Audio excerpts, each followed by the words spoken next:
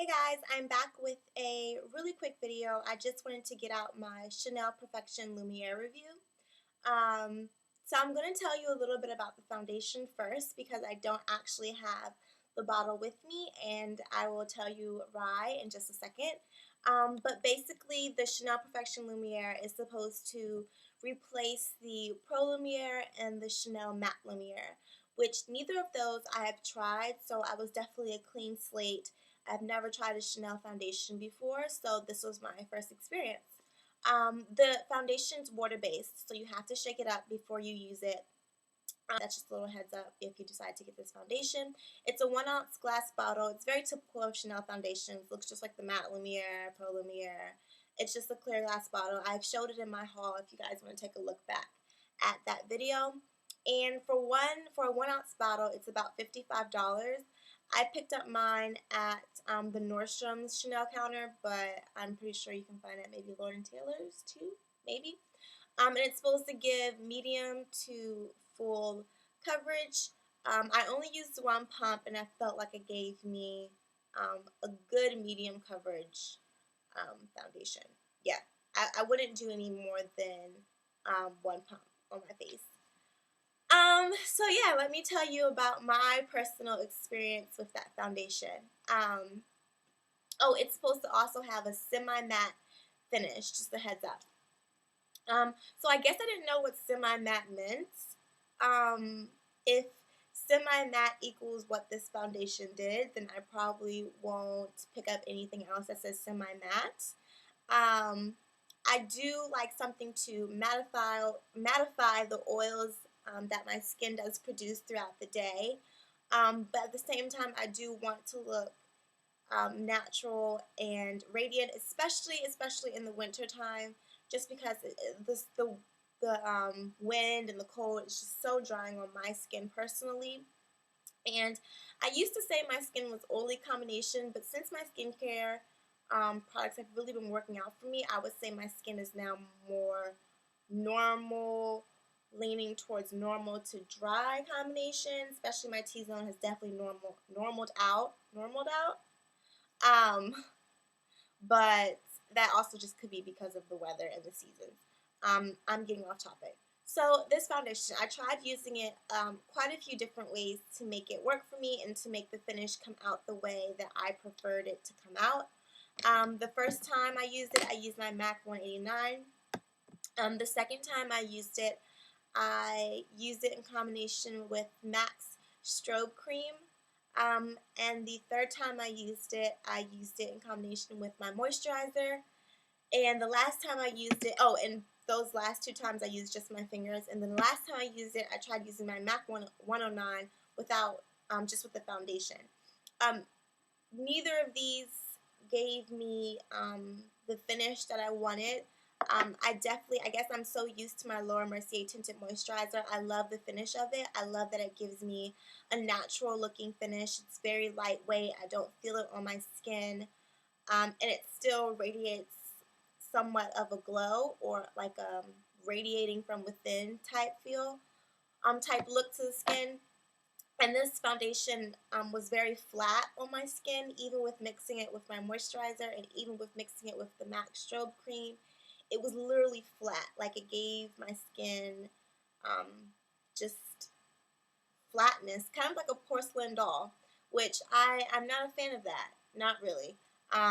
So yeah, I wasn't okay with the finish, and it was very drying on my skin, and it actually clung to the dryness that's around my mouth, and it was very, very noticeable.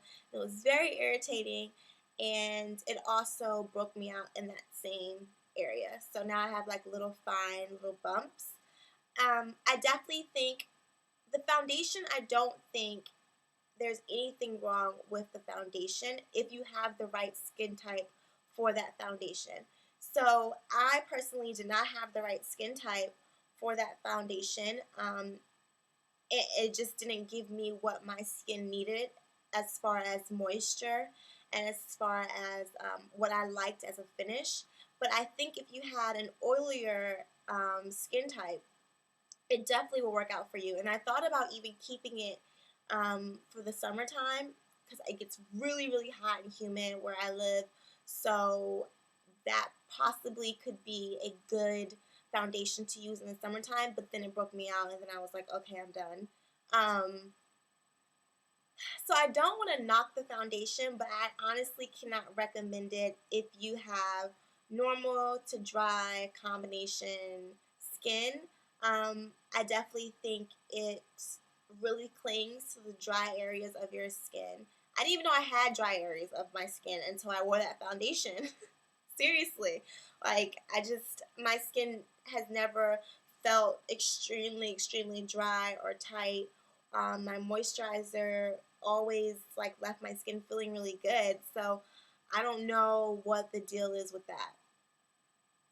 But yeah, I definitely think that it's definitely for someone who has oilier skin. So I don't, like I said, I don't think that the foundation has anything particularly wrong with it. It gives you a medium coverage. I mean, it says semi-matte finish right there on the bottom. If you do your research, it says semi-matte finish. So I probably shouldn't have picked it up.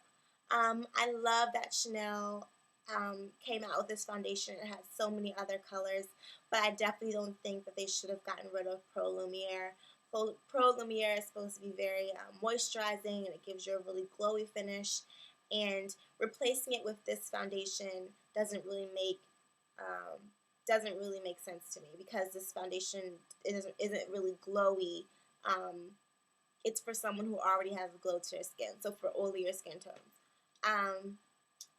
So yeah, and if you do your research, it does say for all skin types, but I personally don't think so.